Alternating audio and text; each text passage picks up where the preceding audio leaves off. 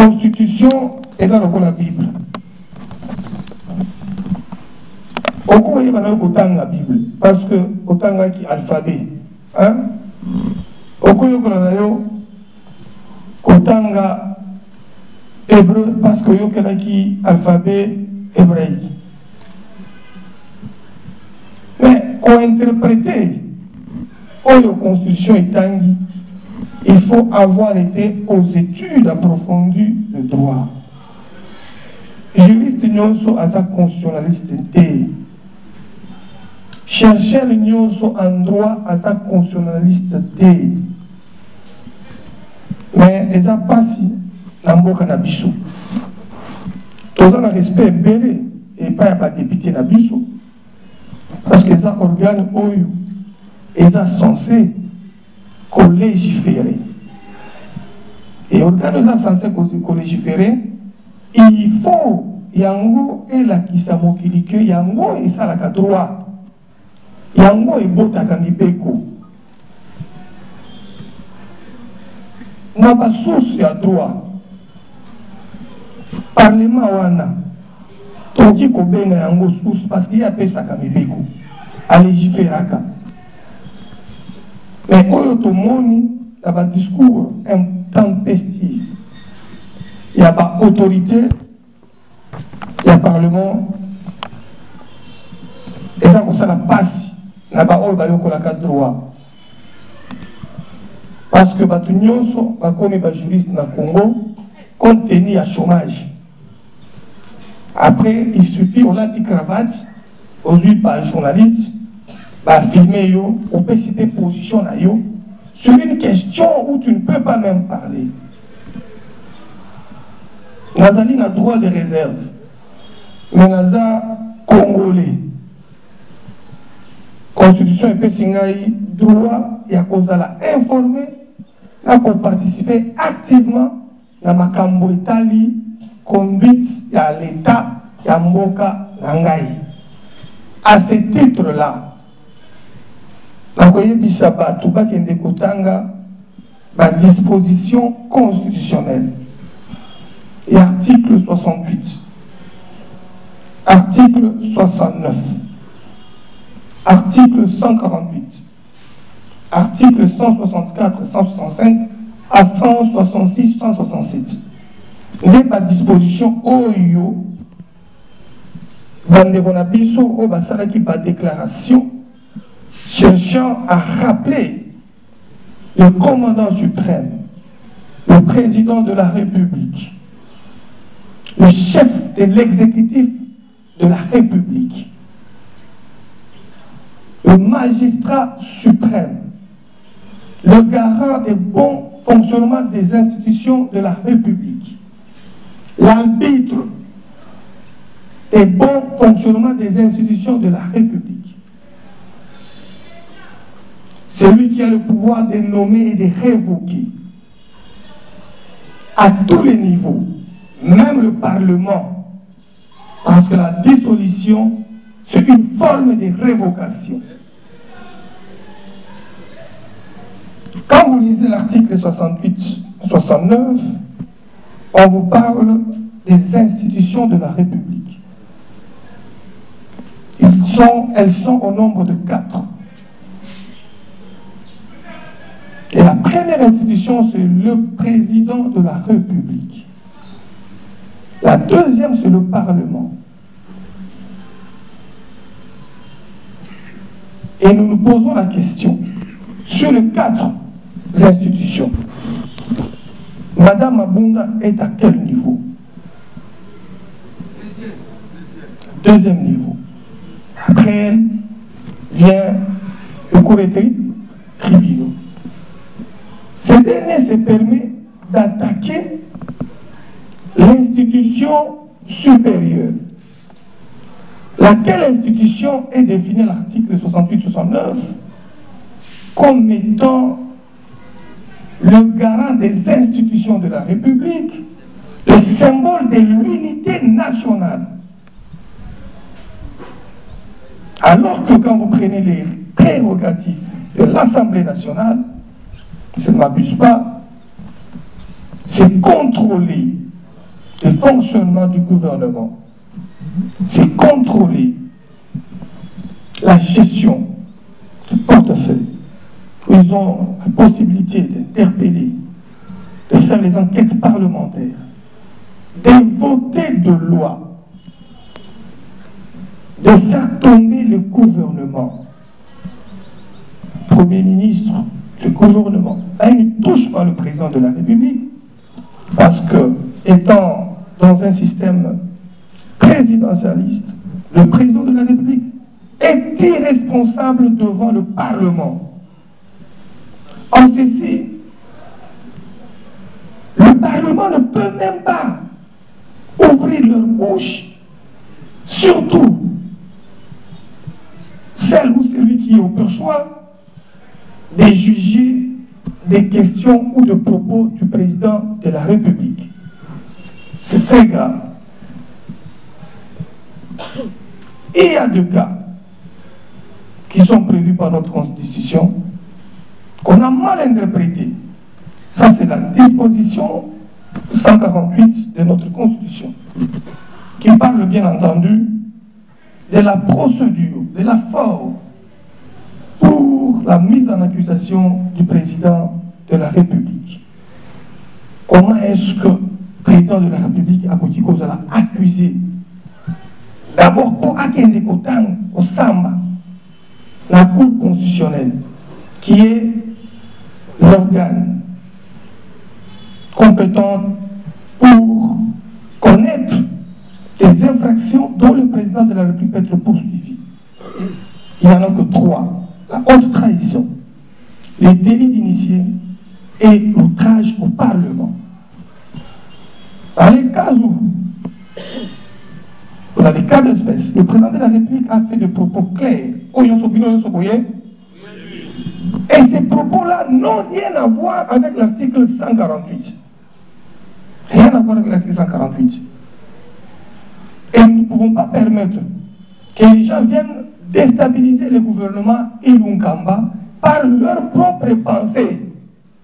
3 personnes, 4 personnes, ils se rencontrent dans un milieu VIP quelque part là, autour de leur verre, ils s'enivrent, ils disent bon, toi attaquer. Alors que biso to languité, to za ba itana biso non normal. To zo tanga bien article 148. Mais bato ba langwa ki batanga ki ngona ninga là-bas. Donc biso to za ko accompagner le président de la République, notre premier ministre Ilunkamba. To za ko soutenir ba ministre nyoso FCC. To za na bango elongo. Toza bas collègues, tozali bas congolais. Il faut tout relever défi. Oyo premier ministre, chef du gouvernement, Azamo Konzinabiso, a tenaki ko pesa dans Parlement. Toza obligé tout tikaba intérêt na ba sentiment na biso ya mike. Oyo eza sima ya ba kasik ya ba parti politique na biso esika to uti. Tolanda plus volonté à peuple congolais. Oyo mokonzi mboka aza kosalela. C'est pourquoi chaque fois que nous avons awa sont au simbi premier ministre Ilunkamba, au simbi Félix Tshisekedi. Parce que Baza et Longo, ceux qui ont attaqué le premier ministre, donc ont fragilisé à un représentant de la République. Donc on va permettre au premier ministre Sylvestre Ilunkamba à Pesabiso Mitindo et aider le peuple congolais. Donc on dit parce que bis on a gouvernement, toza batumoko oyo mokonzi mboka ye moko aponaki to kamba mboka na volonté na ye sous le commandement et chef du gouvernement. Oyo biso toza kotosa, toza kolandela scrupuleusement ba orientation na ye pour que nous puissions arriver au résultat escompté par notre programme du gouvernement. La Koyebi Sabino et le Komoko. Procédure. Il y a l'article 148. Bozala et Kenge. Ebele baza kola la pongi, bazo ma makamozo le kate. Soki boyo ki na Koyebi Sabino ki lelo. règlement moko bakosala pona procédure kingandi tali ba accusation et que bien te tozala de debout politique eza baza koloba te politique eza kosalema oyo eza kosalema eza na bakolo nango parce que l'article 148 esengeli ezala na ba règlement moko oyo étoffer procédure ya mise en accusation à président de la République. Et ça, président de la République, Félix c'était. Et ça, pour l'avenir. Et bango, basalaka nango 18 ans depuis que la constitution de la Bissau. Depuis 2006, dans la constitution. Article Oye il faut pas parachever. Règlement et la poursuite. Il y a président de la République, la loi organique il faut appuyer la constitution. Et ça, là, on a noté. Mais avant de déjà, il faut 2 tiers à parler Parlement. Mais président de la République en accusation. En même temps, il y a une autre loi qui doit suivre pour pouvoir arriver à l'intérieur. On a poursuivre le président de la République, sauf qui a sali par infraction de Misato, on a outi Koloba. Il viole intentionnellement la Constitution. Il participe aux violations des droits de l'homme en collaboration avec le Premier ministre ou lui-même ou l'un d'eux. Il commet par une information à Yébi que exercice, il y a intérêt immobilier dans l'affaire Kingandi avant, mais il y a assumé l'affaire pour le peuple et l'information à bénéficier de l'avantage de la transaction immobilière, à informer. Na délit d'initié. Ceux qui président de la République, Premier ministre, a payé dans 30 jours, on va payer comme recommandation à quoi répondre dans le Parlement. À l'équipe Mikolo, Bakobenga Yango, outrage envers le Parlement. Est-ce qu'on a dit que Makambouana? Est-ce que Makambouana est natina nango chikoy? Est-ce que Makambouana est vraiment natina nango chikoy? Et nous sommes là comme le président de la République à Lobaki. Nous tenons à la coalition et nous allons soutenir la coalition. Mais s'il y a des gens qui sont de mauvaise foi, Bazawana po, ba distraire Mokonzi Mboka. Biso nyonso tokoye bisa Mokonzi Mboka que décision na yo au lobby ya ko dissoudre majorité wana. Sala yango pour peuple congolais appelle ça une majorité moussoufou.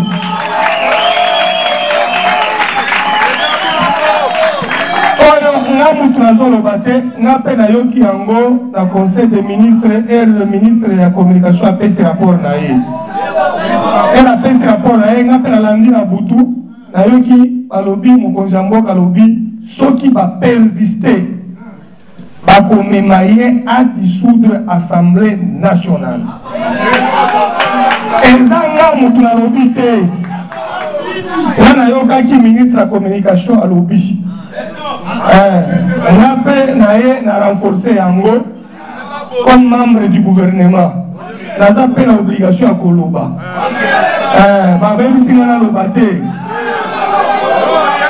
Parce que nous sommes les seuls opposants dans le gouvernement. RDT est un parti politique, il y a opposition dans le gouvernement. Nous avons deux bandes. Nous avons contrôlé le foyer. En même temps, nous avons contrôlé la majorité. Ce qui est 5 marche. Ce qui est 5 marche. Tu respectes les gens comme moi, tu tambo. Ce qui est 5 qu'on paie sa contribution. Pour majorité et bon wana. Donc aider bango, tous à la solo ba congolais, to kende libo.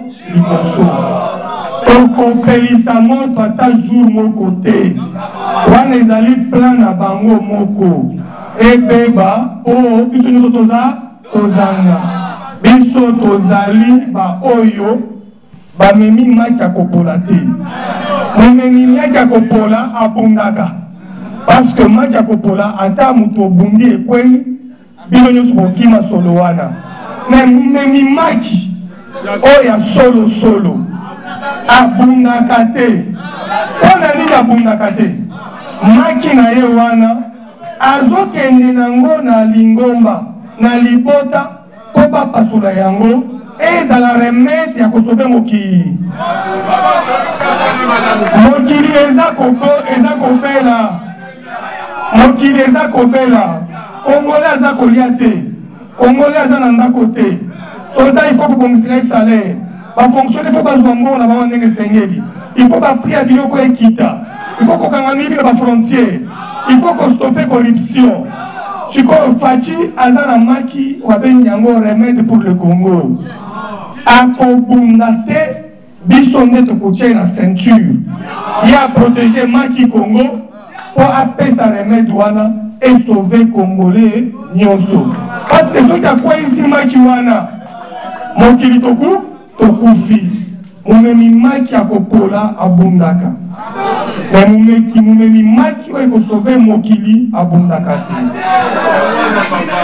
Donc le président Félix Tshisekedi, il est issu de la famille de la non-violence. Il est issu de la famille du combat de la résistance par l'intelligence, la guerre des nerfs. Il est issu du combat de la famille des marches pacifiques pour revendiquer le droit. Soki yango, IDPS ezwa minduki pendant 38 ans. Tozwa munduki moko te. Tokolinga pe mboka ekota na bitumba te. Toye kosilisa malade ya Beni o bitumba batikelaka biso na 1997. Mokonzi ya mboka aza kosilisa bitumba wana.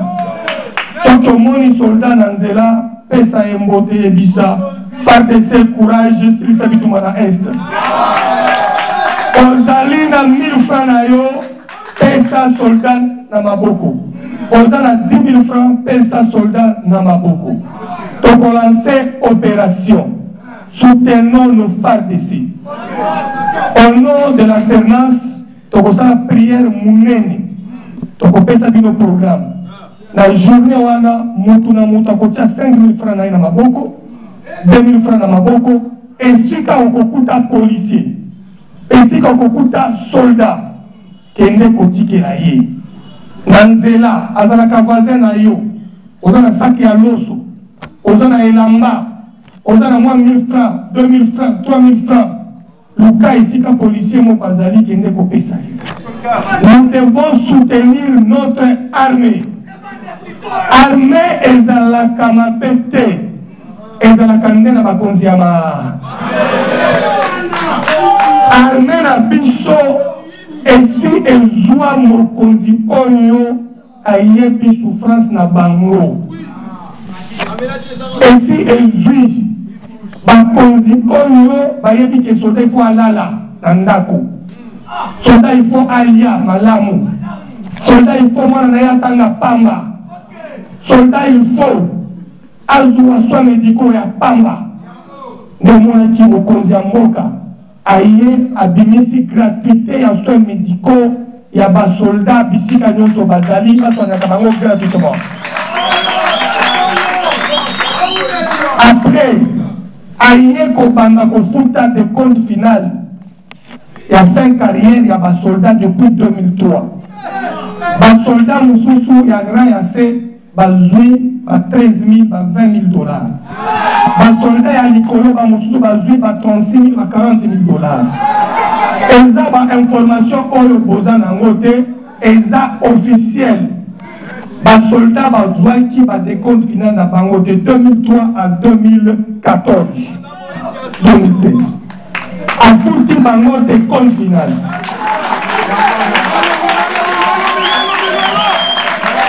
Atongeli bango bandako 1000 maisons na Kanchachi.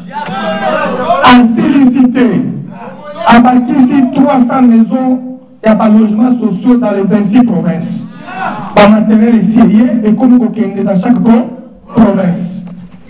Apesi ba soldat moi kopakisa il y a 16 000 francs na salaire na bango. Ba auto zalaka na bango, ba sala 18 ans, ba metisi na soda salaire 2 fois. 2000 francs na 5000 francs. On a eu les lots na koye bisabino lokomoko. Sauf que vous avez Kindoki, boya pour soutenir Félix. Mais on peut regretter Yomoko parce que mon qui est changer pété, puis son pété pour changer l'état à Congolais, la vie naïe. Parce que tu salis une année, tu m'as dit si budget na 11 milliards.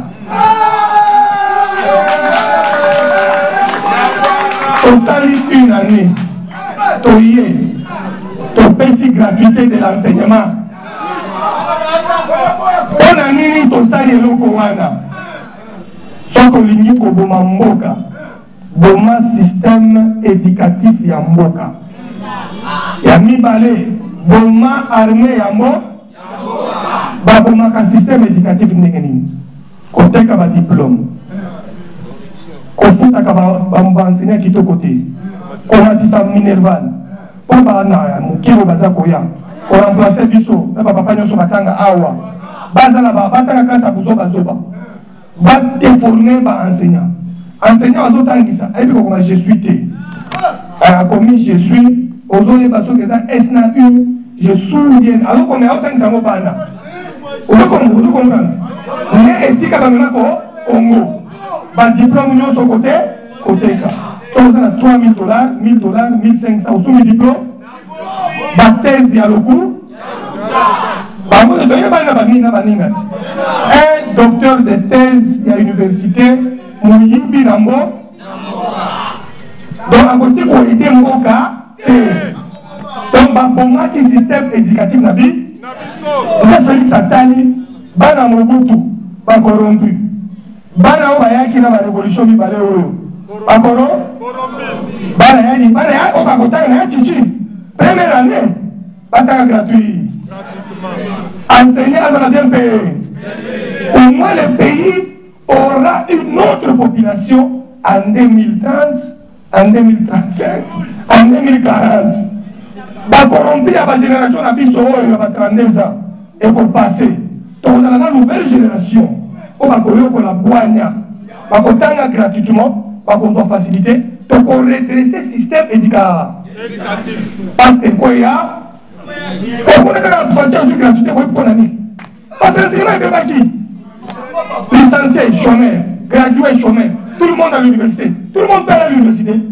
Quand on voit la biseau, chaque année on produit 195 millions de licenciés. Sur 195 000 licenciés. L'université, c'est la bande comme il va aller. La université. Donc, on dit qu'il est jeté. Pas assister à l'Okuta, les gens qui n'ont pas étudié. Par contre, ma professeur, par contre, assistant, donc l'Okuta. Là, par contre, qui système éducatif. Et là, qui dit, il y a Titi, Aïe, là, par programme, la bicho, batiséguéliste. Et là, il faut que vous ça boigne. Soit qu'il nous a boigne. D'abord, nous doit tanga. Par exemple, il dit que Kabila a continué à prêter, a continué à l'acquis en 2016, à conférer constitution. Et le président en fonction reste en fonction. Ma vous demandez qui est en mode. Et là, qui est violation à quoi? La constitution. Constitution est peut-être qu'il y a 5 ans. On va les poursuivre. Dans 5 ans, Balobakango Nini, le droit constitutionnel. On doit comprendre le droit administratif. Balobi, les compétences sont personnelles et d'attribution. Ce qui est compétence personnelle et d'attribution, nous pouvons accoler ta compétence. Loi ici est spécifiée, espace naïe, temps naïe, na, ni na kosala na pouvoir. Président de la République, ma coquille n'a pas dans la Constitution. Constitution est spécifiée 5 ans. Pas plus. 5 ans, non renouvelé. Bango n'y sont pas professeurs. Ils avaient soutenu la bêtise. Ceux qui puissent payer les lots, na Fachi. Le président en fonction, le président en plan à l'exercice reste en fonction jusqu'à la des élections. Et donc, aucun étier soit coyati. Ma professeur a beaucoup de choses. Donc, cela veut dire quoi? toye kobongisa baerreur na bango. Avant la deuxième point, oyo ebomaka mboka oyo etali armée. Mboka ezwaka problème mpona nini? Botala na 1960 Lumumba Kasavubu. Oyoki histoire wana? Voilà. Lelo oyo balingi bafungula biso deuxième épisode Mabunda Tshisekedi. Wana kosimba te? Ekosimba te parce que biso toza ko respecter président et parlement. Toza ko respecter président et parlement. Tosengi azonga na bon sens. Loi est claire. Ba respecter pe mokonzi yango. Intérêt à comment que libo. C'est ça l'intelligence politique. On ne vient pas kokinisa mutu oyo akutiyo na douche oza kosokola. Abendi bilamba na yo iyo bini okomi kolanda ye okobunga rumba soki obungi rumba babengi yo ndoki muyibi parce que oyo azwi bilamba na yo il est habillé, vêtu, il a tes habits entre ses mains et toi tu sors nu pour le poursuivre. Donc il faut pour eba nini toza kosala pona kobatela la maki na biso tokende liboso. Prof atelemi pona sukisa nazo sukisa na lobi boye ko affaiblir système sécuritaire ya mboka eza kolobani ko futa soda mabe ko lalisa ye libanga ko humilier ye ko pesa soins de santé te. Si nous voulons un Congo fort, c'est pourquoi comme on Fatou Beto, Aza et Sika Nyonso baza koboma policier à qui a moni famille naïe. Aza et Sika Nyonso soldats aza na détresse à moni bango. Chaque jour aza ko pesa bango message ya réconfort na front. Et puis nous moko boyoki ba prouesse ya armée na biso. Donc lobby donc on a une armée plus forte que autres Zanango parce que autres Zanango est fort et qu'on a plus fort que on tient davantage bango dans des conditions humaines et qu'on a contient bango dans des conditions humaines. Donc on change armée dans un jour armée est à bas congolais au bazawana bango ne bande qu'on a bien sur ma patte la mboka oyo malgré ma makambo nyonso ya mabe. Et ils ont protégé la nation. Donc nous devons soutenir notre armée nationale et soutenir notre police nationale. Donc on va dans la maman, il y a pas association AWA, pour proclamer journée wana mbangu pour soutenir l'armée nabiso. Donc poser un acte de générosité, de charité envers nos femmes d'essai et nos policiers. Zambe apamula.